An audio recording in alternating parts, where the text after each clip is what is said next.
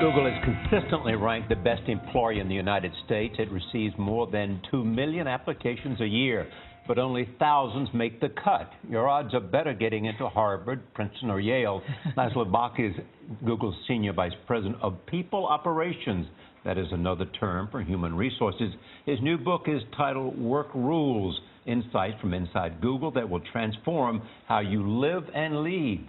Laszlo Bock, welcome. Thank you so much for having me. My book is somewhere else, but here. You can use mine. Oh, thank you. I should have asked you that. No. Tell me about the Google culture, because at essence here is the culture that you think will attract the best people. Yeah, well, the culture from the outside, you look at it and it looks like beanbags and lava lamps and free food, and that's all there is to it. But from the inside, there's actually a lot more, and you could take those things away and it would still feel very much like Google. It boils down to three things.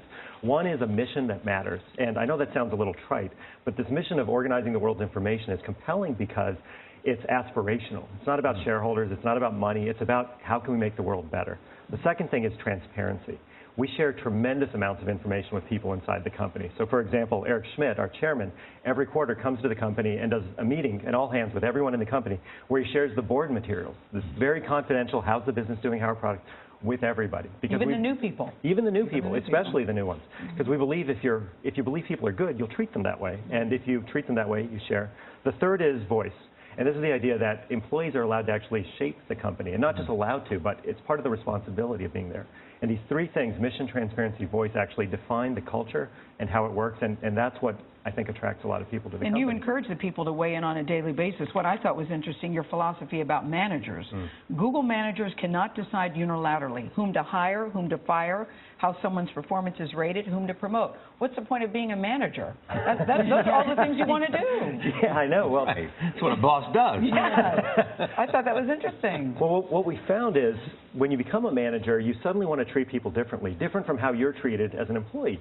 As an employee, you want freedom. You want people to sort of, encourage you, support you, coach you, create opportunity, clear bottlenecks. But when you're a manager, you suddenly want to control, right? And manage pay. And there's all these psychological things that happen where an employee wants to kiss up to their manager and do things. So by taking power away from managers, all the manager is left being able to do is help. One of the things you write about is pay people unfairly. What do you mean? Well, what we mean is that if you think about human performance, the traditional HR view is that there's a bell curve and that you've got sort of 80% in the middle, 5 or 10% at the bottom, 5 or 10% at the top. The reality is if you look at things like athletics, nobody thinks it's bizarre that Kobe Bryant scores way more than anybody else and is paid way more than anybody else.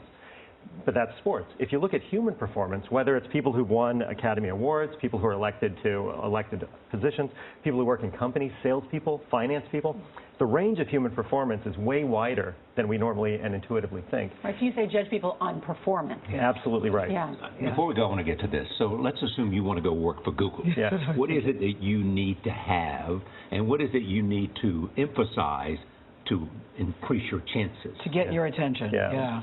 Well, so the conventional wisdom is, it matters where you went to school. We care about credentials and Ivy League. We don't. We used to when we were small. We were wrong. The right thing is we just look at what somebody's accomplished. So the number one thing we look for is sort of problem-solving ability, cognitive ability. Can you take a difficult problem, pull it apart, figure out how to solve it, and can you demonstrate having done that earlier in your life? The next most important is leadership, and that means for us stepping in when you see a problem, but just as importantly, stepping out. Thank you so much. Thank you so much. Work Rules comes out tomorrow. Thank you very much.